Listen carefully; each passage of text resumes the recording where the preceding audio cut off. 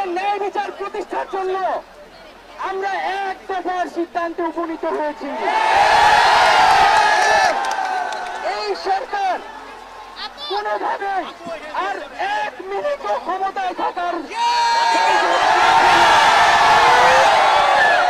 শেখ হাসিনা বলেছেন গণভবনের দরজা খোলা আছে।